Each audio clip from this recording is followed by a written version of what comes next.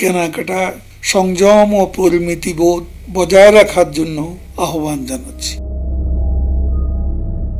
লুট হয়ে গেছে ওবায়দুল কাদেরের ৩১ লাখ টাকা দামের হাতঘড়ি।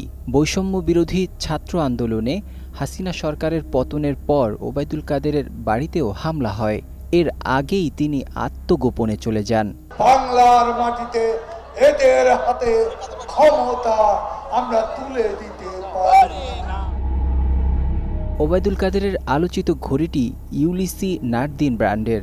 এটির দাম ২২,৭৯৯ ইউরো, যা বাংলাদেশি টাকায় প্রায় ৩১ লাখ টাকা।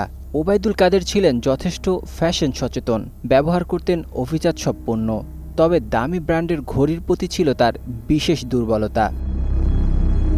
রোলেক্স ব্র্যান্ডের ডেড জাস্ট ও সেলিনি এবং দুষ্প্রাপ্য Louis Vuitton Tambour Spin Time Regatta ঘড়িও আওয়ামী লীগের এ নেতার সংগ্রহে ছিল। আর সানগ্লাসের মধ্যে রেবন, বস, পোলার্ড এবং সিঙ্গাপুরের অট্টো ব্র্যান্ডের বেশ কিছু সানগ্লাসও সংগ্রহে রেখেছিলেন। স্যুট বেশি পরতেন জিওভ্যানি, মার্কস অ্যান্ড স্পেন্সার ও গুচি ব্র্যান্ডের। বিশ্ববিখ্যাত ব্র্যান্ড গুচির বেশ কিছু জুতাও তিনি ব্যবহার করতেন। এ পর্যন্ত পরিস্থিতি তিনি সামাল দিয়ে যাচ্ছেন।